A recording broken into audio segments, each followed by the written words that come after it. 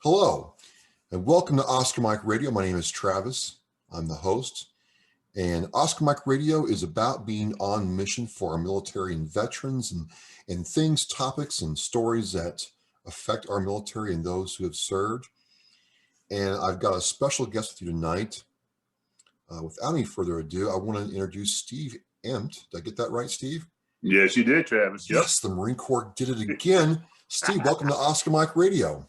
Hey, thanks for having me, Travis. It's an honor to be here. I know everything you do for the military and whatnot, and just is pleased to be here. I thank you very much.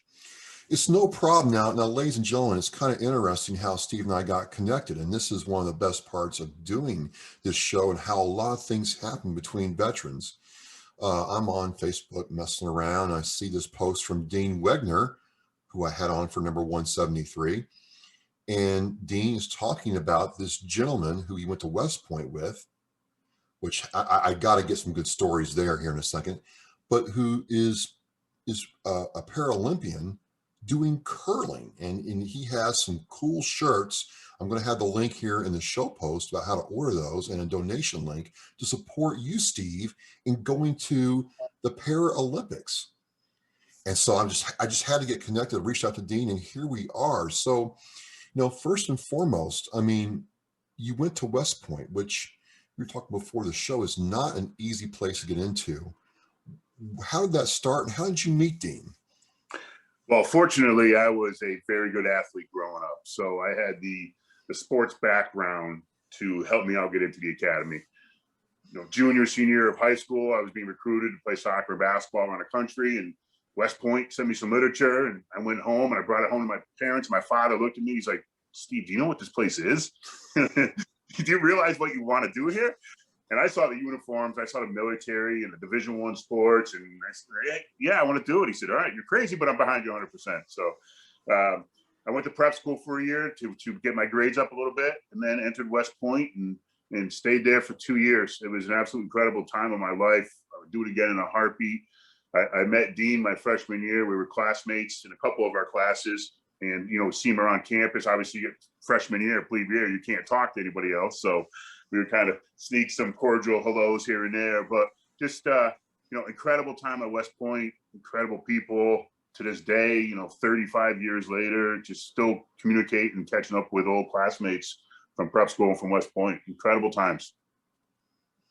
Well, it's the interesting thing, right? It's decades later, and the connection's still there. And he heard about what you were doing and did this. And again, he's for you because he's a fellow West Pointer, and because of what you're doing. And the shirts are cool, folks. They're dropping soon. You want to get those, but it's just that connection. So you leave West Point, and it's my understanding you continued your education, and then you got into an accident. And there's several reasons why you said you got in that accident. Do you want to go into that? Absolutely, yeah. Well, unfortunately, my plebe year, my father passed away. All of a sudden, he was 57 years old, perfectly healthy. I was 19 years old at the time. I thought I was man enough, mature enough, and tough enough to deal with it. I actually left West Point on a Tuesday, came back. We buried my father on a Thursday, and I went back to school on Sunday. And I was 19 years old, and it was stupid to do at the time. West Point said, "Steve, take a semester off. Go home, be with your family, get some counseling if you need to, whatever it might be. Just take your time to grieve the loss of your father." And I didn't do that. Travis, I thought I was tough enough and mature enough. I thought I was invincible. And I can get through this and it'll be okay. And I ended up doing poorly in academics for the next semester. I was on academic probation for my first 2 years there.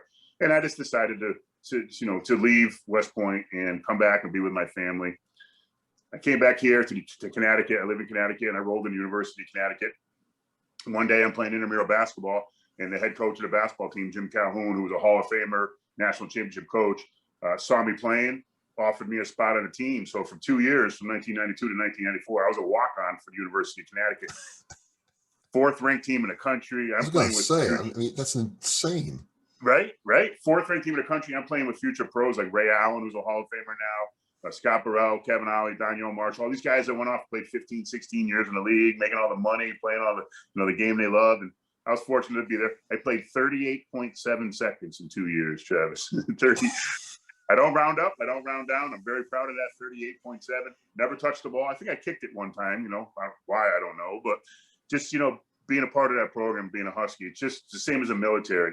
And now everywhere we go, obviously, as being veterans, you know, you see another veteran and you want to go up to them and talk to them and share stories. It's the same thing with UConn and UConn basketball. You know, once you're a Husky, you're always a Husky. So, you know, I've got military friends from 35 years ago, you know, still staying in touch. I've got basketball player friends from 25 years ago, still staying in touch. Just incredible times. Unfortunately, at the age of 25 years old, one night I made a stupid decision to get behind the wheel of my truck after I'd been drinking. You know, a lot of factors went into that. Unfortunately, I started drinking when I was in middle school, high school, West Point. When I lost my father, I kind of masked everything with alcohol there. And then I go to UConn, and again, I'm at UConn, and I'm the man. I'm walking around campus like, you know, I got my UConn basketball gear on, and I'm invincible again, and I can't be touched. And one night when I was 25 years old, after I left UConn, I proved myself wrong with that.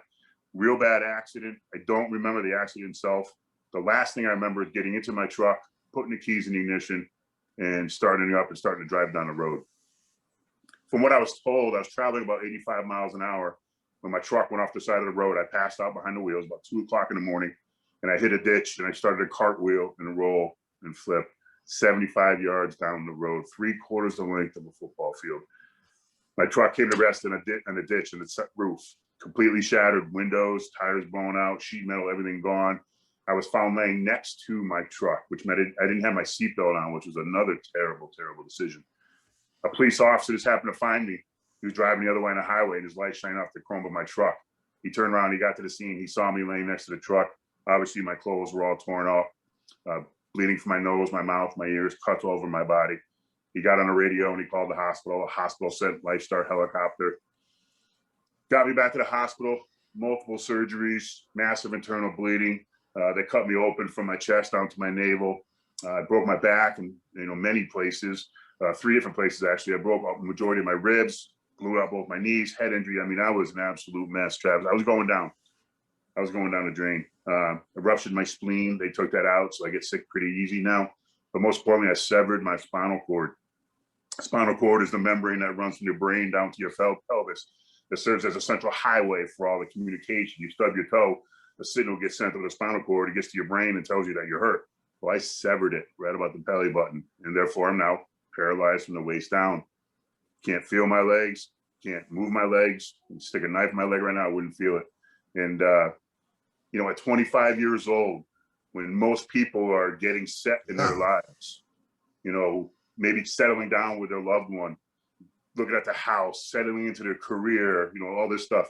I could have done some great things in my life. I could have gone overseas and played professional basketball and professional soccer. I had everything going for me. I'm Steve Emp. I'm the man. I'm the most successful high school athlete ever to come out of my high school. I was a West Point cadet. I was a UConn basketball player. And now at 25 years old, I'm fighting for my life. I was in a coma for 2 days.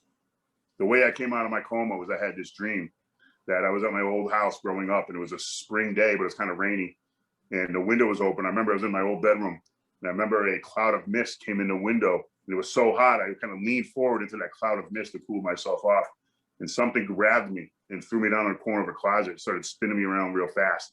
And as that's going on, I saw a beautiful, bright skeleton of a person. And then all of a sudden, all those bright lights came together at one point, and I woke up from my coma exactly 2 days after my accident. Now, everybody I've talked to in the last 25 years, I've told that story to, have all said the same thing. Probably my guardian angel, probably my father, saying, hey, get back down there. Do something with this. You, Steve, you screwed up. You know what? Take responsibility for it. Deal with the consequences. You're going to deal with it for the rest of your life, but take responsibility. Talk to people. Listen to people. Hear their stories. Share your story. You can impact people's lives. And that's what I do. That's why I do what I do now, Travis. That's why I travel around and I speak and I talk and I share my story. It's so important. So important for people there. Well, just to go back a little bit, I mean, this happens and there's the physical healing process. So was it right away that you decided, you know what, I messed up. I really did, and I'm going to take action and change now? Or did it take you, 6 months, 18 months, a couple years to figure out where your path was after this happened? Because, like you said, you were really, you know, had the world by the hands at this point in your life. I did. I did. And when I woke up from my coma, the first person I saw was the doctor that had performed the surgery on me 2 nights prior. And she leaned over my lifeless body and she said to me, "Stephen, you've been in a bad automobile accident. You will never walk again." And she left the room. Are you kidding me? I mean, talk about Bedside man, yeah. right? Woo! I mean, I'm all for one. Give it to me like it is. But I mean, cut me a break here, doc, on this one. But I'm glad she did that. And then the next person that came in was my mother, and she leaned over my body, and I saw the tears welled up in her eyes, and I saw one teardrop fall from her eye and hit me in the cheek and roll down my face. And she kissed me on the forehead. She said, "Stephen, I love you," and she left the room. Then all the questions came in, Travis. Where am I? What did I do? What's going on? The hell that I put my mother through for 2 days, and my sisters and my brother and my girlfriend at the time, and all the people that are wondering if Steve's going to be okay. 2 days of coma, and hearing the stories, of the doctors coming to my family and saying, "Hey, we don't think Steve's going to make it through the night. You better start making funeral arrangements." Or seeing the priest come in to read me my last rites. Why did I do this? My poor mother, who just buried her husband of 27 years, just 5 years prior. What did I do here? How am I going to get through life now? Who's going to want me? Who am I going to be a burden on? I'm a half a vegetable. I didn't know anything about paralysis at the time. I didn't know any of that stuff. So as far as recovery, it didn't take too long for me, to be honest with you, Travis. I was in a hospital for about 2 months. And the way there's a defining moment in my life. And one day in the hospital, the nurses were carrying me from my wheelchair to my bed to my wheelchair, and they dropped me. And I fell right on the tire of my wheelchair, and I bruised my tailbone. That's something that could kill somebody in a wheelchair if they don't take care of their bottom and their backside. If it's a bruise and they don't know, that could kill somebody in a wheelchair within days, weeks. So for 2 straight days, I had to lay in bed on my side with my butt cheeks taped wide open to the window to try to heal up for 2 straight days. And that's when I hit rock bottom. That's when I had thoughts of, maybe this world's a better place without me in it. Thought about taking my own life. The darkest days of my life. I was a miserable jerk. People would come in to try to help me. I would yell at them. I would scream at them. I would curse at them. I would throw things, "Get the hell out of my room. I don't need your help. Leave me alone," for 2 straight days. It was hell. But then something incredible happened, Travis. I healed up. They put me back in my chair, gingerly this time. They wheeled me down to the swimming pool, and they put me in this chair, and they put a life jacket on me, and they lifted me over the side of the pool. And as they're lowering me into the water, I saw the water hit my feet, and I couldn't feel it. And I thought to myself, "This is weird. What's going on?" And the water's coming up my legs, and I still can't feel it. And it's coming up my head. I can't feel it. And all of a sudden, it hit my hands, my arms, my chest, and my face. And it was absolutely the most incredible, powerful feeling I've ever felt in my life. And as I'm floating around this pool with my life jacket on, about 8 weeks after my accident, I made a decision right there in the pool that I need to change my life right now. I need to do this. I don't want to be the person I've been for the last 2 days. I don't want to be the burden on anybody. I don't want to be the miserable jerk that nobody wants to be around. And just because I did something to myself and I'm having a bad day, I'm not going to make somebody else have a bad day because of that.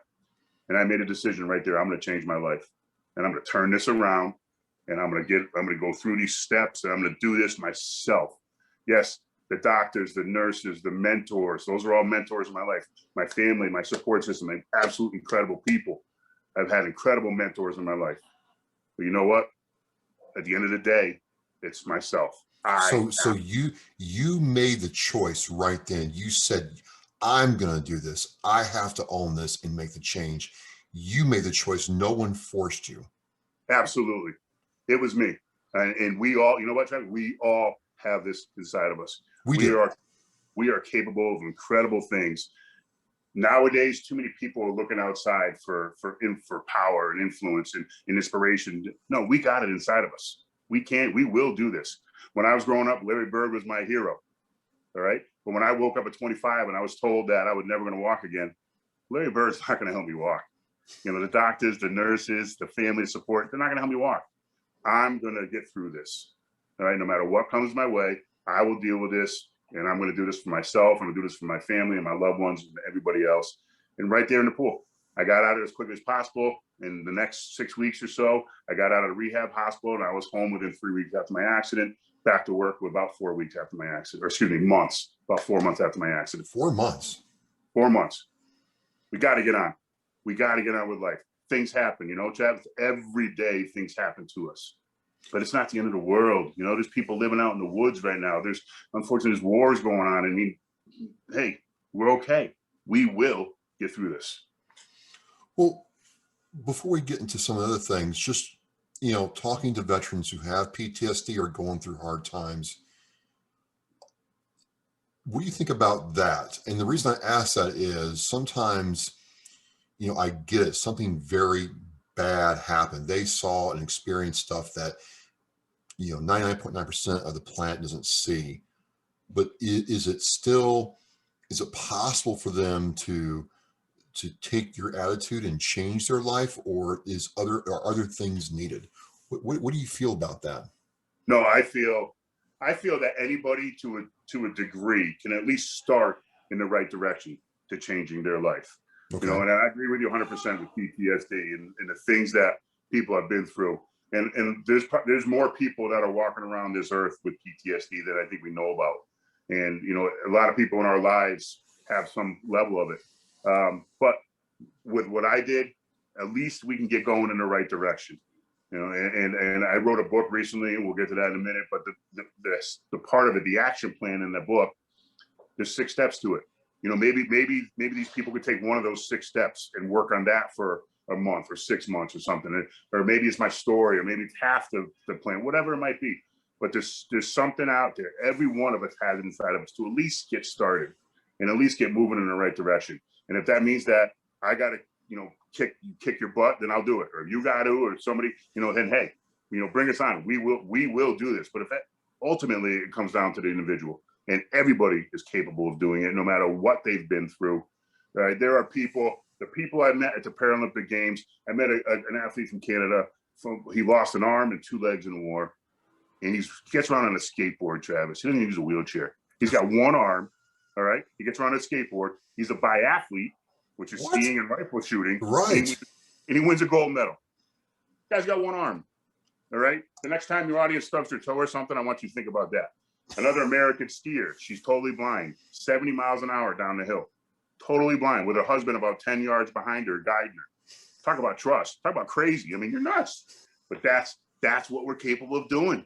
We all have it inside of us. So I understand the PTSD, and it's awful. And you were right. They've seen and been through some horrific things, but we can at least start and get moving in the right direction.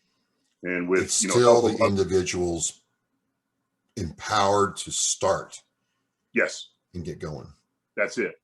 You know what? Some people have taken my book already and say, they told me, I've heard from people all around the world, Travis, listen, you've changed my life, Steve. You saved my life. But, you know, but I don't want to, you are the hero.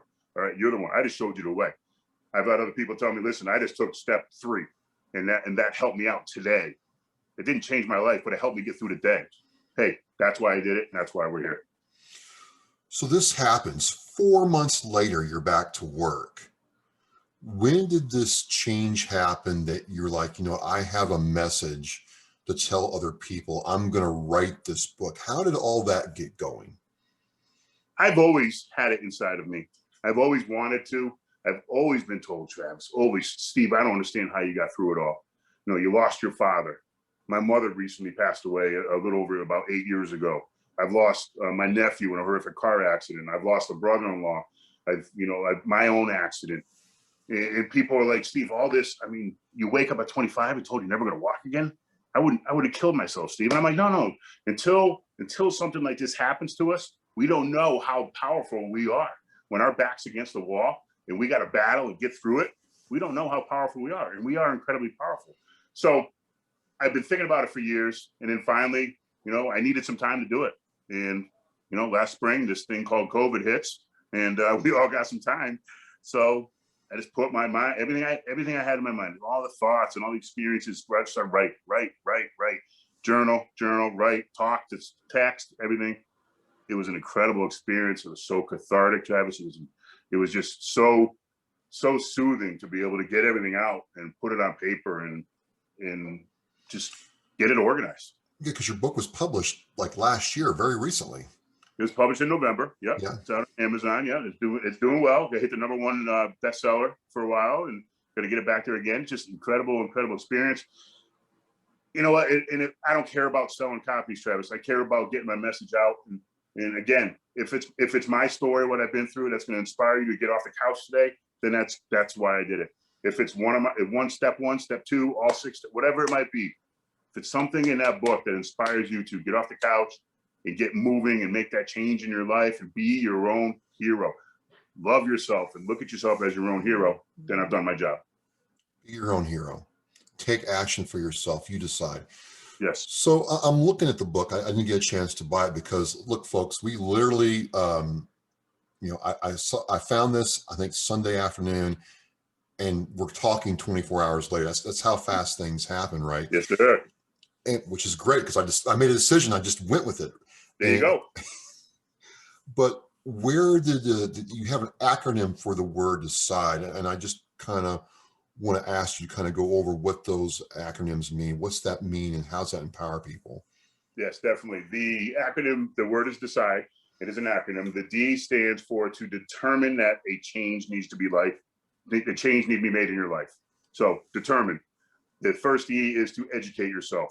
We can't do anything without education. Read, call the number, talk to people, YouTube, whatever it might be. All right, educate, gather information.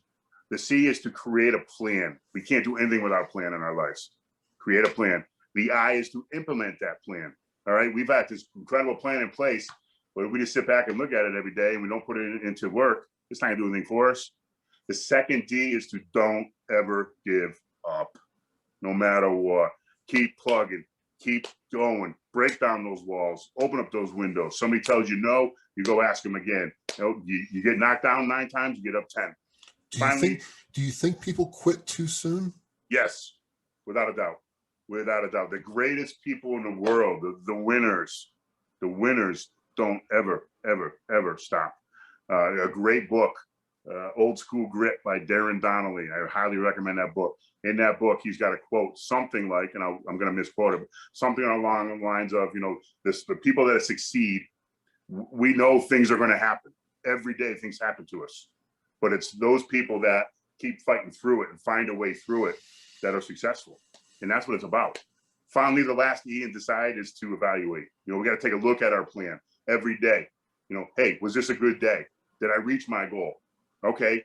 Then if you did, then do the same thing tomorrow, but make it a little bit better and get better and better every day. If we didn't reach our goal today, or if we didn't have a good day, then something needs to change and we'll get better for tomorrow. So determine, educate, create, implement, don't ever give up, and then evaluate. 6 steps that got me through. I came this over the last 20 years since my accident. I thought to myself, how did I get through all the stuff I did? How did I become a Paralympian? This isn't just bad stuff. You got a decision in your life. Maybe you've got a promotion coming up. Well, what do you got to do? If we go through these steps, we'll knock out that promotion. So it's good situation, bad situation, something that has worked for me that I want to share with the world. So this happens at 25. You go back to work 4 months later. I mean, what happens because a couple of years have passed between let's just call it 26 and now you're working, you're doing this thing. And I understand I've watched the clips of you playing. I've seen you at Fenway Park. I'm like, oh my God. I mean, is he a Red Sox fan? I'm a Royals fan, by the way. I'm a Royals fan. Oh my God. But what I'm trying to say is there's a lot of life that's happened in that time. What's that been like? It's been incredible. And I went back to school after my accident. I finished up my college. I went and got my teaching degree. So I taught middle school math for 20 years, 7th grade math, incredible times. Incredible times, great kids. Parents, not so much, but the kids are incredible. I also coached my high school where I played at, my high school basketball team for 20 years. But the key, and I did a lot of great things. I was trying so much after my accident to find that one sport. I've been an athlete my entire life and I've been successful at everything. But after my accident, I was trying to find that one sport where I can dig into and find that niche, and that's going to fuel the fire. I'm such a competitor, Travis. It's my fault. Right. Do you hate losing more than you like winning? Absolutely. Right. 100%. Man, I hate everything I do. I mean, it drives my wife nuts. Everything I do, I compete at. But I also think that's a good thing, because that's, the level I'm at right now as far as being a Paralympian and one of the best in the country at doing what I do. Let's talk But about that. Let's talk. yeah, You've reforged yourself. You got this going, and you decide. A lot of guys our age aren't like competing at a high level. I compete in weightlifting, and for my age, I'm doing all right. I'm competing at the national level, but it's work, and you understand that. What in the world, Steve, said, you know what? I'm gonna, I don't know what I'm doing, but I'm gonna do curling. What is that? 43 years old, one day, I went to Cape Cod, Massachusetts. Never been there before in my life. I check into my hotel. I say, hey, what do I do? I'm not from here. Well, they say, you need to go to Woods Hole, go to this place called Pie in the Sky. And if they're listening, it's a shout out. I want some more food. Just kidding. I'm sitting there minding my own business. A beautiful day. It's on a harbor. I'm watching boats come in. I'm eating a cinnamon roll, I think. And this gentleman, 55 or so, comes up to me and he says, excuse me, are you local? I said, no, I'm from Connecticut, about 2.5 hours away. And there was about 10 seconds of silence between us, Travis. And I'm looking at him. He's looking at me. And his hair's slicked back. He's, he looks Italian. I'm thinking to myself, I'm dead here. Well, I'm getting stalked. I mean, I'm planning my, escape off the pier. I'm going back down the hill, whatever it is. Finally, I said to him, do you mind telling me why you asked that? And he said, well, I trained with the Paralympic Curling Team here in the Cape, and I saw you pushing up the hill. And with your build, I can make you into an Olympian in a year. I'm like, hey, what the hell is curling? And B, where do I sign up? I heard Olympics. Where do I sign up? His wife came around the corner. So the three of us talked for a while. I went home. I Googled it. I checked it out. Hey, so that's something I could do. I went back to the Cape a week later, and I tried it out for the first time. Man, I was bit, Travis. I was absolutely. It got you. Woo! The very first stone, it's called throwing a stone. You really don't throw it. You push it on the ice. The very first stone I threw was like, wow, this is something I could do. Being an adaptive athlete, this is something I can compete. This is something I could do one-on-one. It's 4-on-4. There's math involved. There's angles. There's geometry. There's circle. I mean, absolutely everything about the sport just bit me. In the last 7 years, I am a 6-time national champion. I am a 6-time member of Team USA. I went to the 2018 Paralympic Games. Been to 5 World Championships. We're preparing for another one coming up here. Just absolutely incredible chance meeting. That man that stalked me that day is Tony Calaccio. Unfortunately, we lost Tony about 1.5 years ago. Just an incredible human being. He was driving his truck down the road, Travis, when he saw me pushing. He parked his truck and he walked around the town for 45 minutes. Right? I got stalked. And I love the story. It's just incredible. Why was I there that day? Why was he there that day? It's incredible how things happen in the world. 43 years old, I have a decision to make. Do I want to pursue this opportunity to be a Paralympian and be one of the best in the country and represent this beautiful country we have, the United States of America, and travel the world and compete? A lot of sacrifices, money, family, time away from work, time away from family, all that stuff. But again, I had a decision to make. So I went through my process. I got to determine, I got to educate, create, implement, don't ever give up, and then evaluate. And here I am now representing the United States of America, traveling the world and competing for this beautiful country we have. Let me ask you this.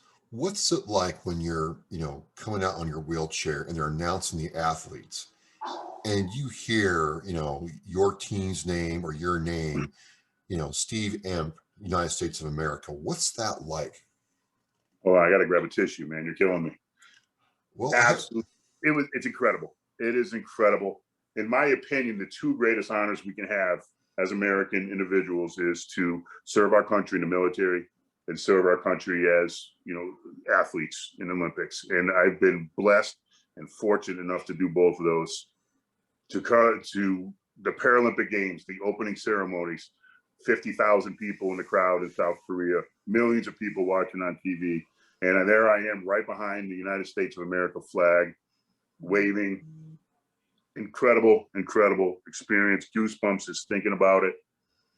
The proudest moment of my life, without a doubt, being involved in those Olympic Games. And because it's not just you, right? It is the other Americans, the other disabled Americans who have in their own way overcome this, and they're there because they want to do this and represent their country. It's gotta be a surreal feeling. Surreal is the absolute word. And you nailed it with everybody. It's not just me. It's my family, my loved ones, my community, my school, my work, the people around town. It's everybody that never thought they could get there. You know, I'm 43 years old. I'm minding my own business one day at the Cape, eating a freaking cinnamon roll, and 5 years later, I'm in Pyeongchang, South Korea, representing the United States of America. This can happen to anybody. Hard work, a lot of dedication, a lot of hours traveling, a lot of days away. But you know what? I represent everybody in that situation. Anybody can do. I tell people, don't set your mind to it, because a lot of times we're crazy up here in the mind. You know what? Put it in your heart. You really want something, put it in your heart. Write your goals down. When I was trying to make the Paralympic team, I had goals written all over my apartment. I had yellow sticky notes all over the place with my goal. I would refer to them every day. I'm doing this today, because this is what I want. And it worked out for me. I'm blessed and fortunate to be able to do what I do. So just maybe we got a little ahead of ourselves, but just tell us a little bit about curling. Now, I watch it on TV. Like I said, of all the Winter Olympic sports, for whatever reason, the last 10 years of my life, I will sit there for hours and watch these people throw stones. And I am just amazed at how they can bend and move, and they thread these incredible distances and with accuracy. How does that all work? And what is it about that you can't get enough of it, Steve? The main thing that drives me is that it's a sport that cannot be beat. You know, I kind of relate it to, in that sense, kind of relate to golf. You can't get 18 holes in one. There's no way. But you can try as hard as you can to try to do that. So that's what gets me about the sport. Now, I think what's amazing, and I agree with you too, as far as watching curling, it's men and women screaming at a piece of granite. Basically, that's what it is, right? They're sweeping and they're yelling at this stupid rock, a 42-pound piece of granite that's on ice, that's moving in different directions. It's insane. Now, the difference between able-bodied and wheelchair curling is that we don't sweep. Now, sweeping. Whoa. You don't sweep? We That's don't a sweep. major part of it. That's huge. That's absolutely huge. Sweeping a lot of times makes a bad shot look good. So if you're watching curling, able bodies, and they start sweeping right away real hard, that means the shooter didn't do their job. Now, we don't have that, because it would be comical actually to try to watch us kind of wheel down the ice and sweep, and there'd probably be a lot of more people falling out of their chairs on the ice, that's for sure. But so we don't sweep. So we're basically aiming at a spot that is about the size of a garbage can lid, 130 feet, 140 feet away on ice, where one day that curl might be 2 feet, the next day it might be 8 feet. It changes every day, it changes with every shot. The ice is continuously changing with the people in there and the time of day, and there's so many factors that come into it. It's an incredible sport. So when I think 140 feet, I'm thinking like 45, 46 yards, give or take a few, marine math. And well, what I'm saying is, okay, an NFL field goal kicker at 46 yards has what, 30 feet upright to get the ball through? Way too much. Yeah. And that's considered, you did a good job. And you're threading the needle for a garbage can on ice from your wheelchair in the same distance. Yes, sir. Delivering with a stick that is attached to the we hold in our hands too. So yeah, if you're talking about the field goal kickers, then yes, show me the money. I guess I need to get paid more. I'm telling you. And I watched one of your shots, and the announcer and I were like, I'm totally agreeing. I mean, that was an incredible shot, but you did some too that, for lack of a better term, bent. How from a wheelchair do you get that stone to move that way? It's actually not anything that we do. It's what the ice is doing on that day. Okay. Everywhere you go in the world, every curling club, every it's different. Some days, like I said, might be 2 feet of curl. Some days might be 8 feet of curl. And when you say 2 feet of curl, what's that mean? That basically that's how much the stone is going to curl. So if you want the stone to end up, let's say at point A, when you release it, you got to release it 2 feet to the right or 2 feet to the left of point A to allow that stone to curl into point A.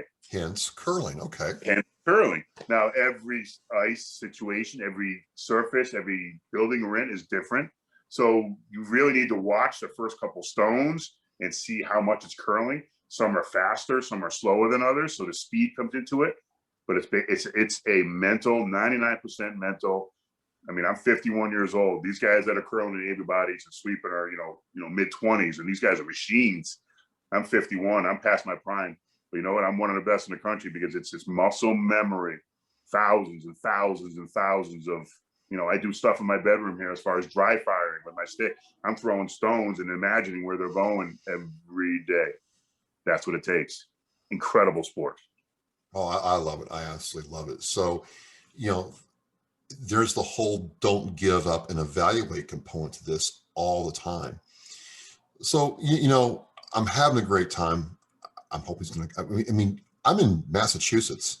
I'm a transplant. We're not that far apart. We got to do this in person. And actually, I've heard of the club on the Cape before.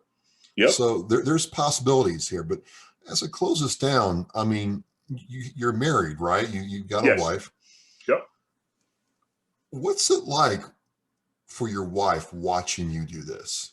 And I'm going to preface that because at our age, a lot of us are past our primes. We're not Tom Brady. But there you are in the fight. You're trying to compete the very best you can be at that time. What do you think it means to her to see you do that when a lot of men are working on holding the couch down? Right. Yeah, I'm blessed. I'm fortunate to have the support of my wife and my 2 boys and my family to travel. I'm leaving this Wednesday for Wisconsin for a week. 2 weeks from now, we're leaving for Finland for 2.5 weeks. So I do a lot of traveling, and I am absolutely blessed. And to answer your question, I will sum it up with this. When I was in Pyeongchang, and again, I'm going to try to hold back the tears here. Tears of pride. When I was in Pyeongchang competing, my wife sent a picture of our living room with my 2 boys, and they had my jerseys on. And she's behind them, and they're sitting on the ground watching the TV, and on the TV is me curling. And, to see them watching me, and I got goosebumps, and to see my name and the USA on their backs, and they're not my boys by blood. I married into them, but I consider them my own, obviously. To see that summed it up right there. The amount of pride that the 3 of them have, and or 4 of them, because I've got an incredible dog too, but the amount of pride that they have in knowing what I'm doing, and knowing the sacrifice, and knowing that I got up at 6 this morning to drive 2 hours to New Hampshire to practice for 2 hours and then drive 2 hours back. I drive 20 hours, I drive to New Hampshire, I drive to Boston just to practice, to be able to maintain my skills, to do what I do. They're seeing that. The boys are seeing how much it takes to be one of the best curlers in the United States of America and represent our country. And I think that's an incredible life lesson that, I'm teaching to them without even trying to. They're just witnessing it. But the pride is incredible. And I'm blessed and fortunate to have incredible people in my life to support me. Well, speaking of support, one thing I know from Olympic weightlifting is it's not like, the MLB, NHL, or, NBA. A lot of athletes have to pay a lot of money out of their own pocket. A lot of teams, like the bobsled teams, have to pay a lot of money together to get to go. It's kind of weird in this country that, Olympic athletes don't get the same kind of support as the professional athletes do.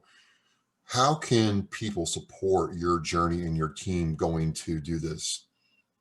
That's a great question, and thank you for asking that. And you're absolutely right. I probably spend every year close to $20,000 out of my own pocket just to do what I do and to be able to represent our country. And that's not a knock on USA Curling or the United States Olympic Paralympic Committee or whatnot. It's just the funding's not there, and we realize that, and that's part of the the educating myself when I had to make a decision 7 years ago. Do I want to do this? That's part of the education, part of my action plan, to lay out all this stuff. So what we're doing right now we're teaming up with Dean Wegner over Authentically American. And again, you know, he and I touched base, you know, we were there in 89. So doing the math, you know, it's 32 years later, Dean comes back into my life, say, listen, I see what you're doing. And I'm like, I see what you're doing. You know, Team USA and Authentically American, a beautiful match, incredible company, veteran owned, 100% American made. So we're running a t-shirt promo right now with some curling t-shirts that, you know, sweat activation, that are incredible technology. That's going on until the 22nd of March. And then we've got a GoFundMe page set up that, you know, I will forward you the link if you want that. And at any time, if there's any corporations or companies out there, we're always looking for corporate sponsors. Put your name on a jersey when we travel the world and we compete for Team USA. You know, your company's logo, your company's name will be right there on our chest or on our arm with us. So many ways you can help us out, whatever it is. We greatly appreciate it. We can't do this without the help of our friends and family and communities, and it is much appreciated. Whatever you can do. Well, it's very important. So, you know, ladies and gentlemen, boys and girls, the links to Steve's GoFundMe will be in the show post, on all the social media links. You're going to see you know, you can't see it, but there's going to be, you know, the image of the shirt. You've seen it in the show, links to that. And I got a couple because I thought it was very cool. You don't see a lot of curling stuff. So I thought, you know, no question about it. And if you are a corporate sponsor and you believe in, you know, Olympic athletes and American Olympic athletes and Paralympic athletes, it's a no-brainer. And, you know, I'm going to check out your book. I'm going to link that book to Amazon too, because I really like the whole way the side kind of really jumpstarts change in someone's life. I think that's a very important distinction to make. And a lot of people miss that, Steve. Yeah, I agree with you. And a lot of people are, you know, stuck around, especially now with the masks on and everything going on. You know, I'm a people person. A lot of people now are just set in their own ways and don't want to make that change and don't want to decide to either, you know, get out of a bad relationship or get out of a bad job or get a better job, whatever it might be. Again, good or bad. Everybody's going through some stuff. And if we just, you know, take the time to sit back and go through these steps in the book and really empower ourselves, we will do this. Life is beautiful.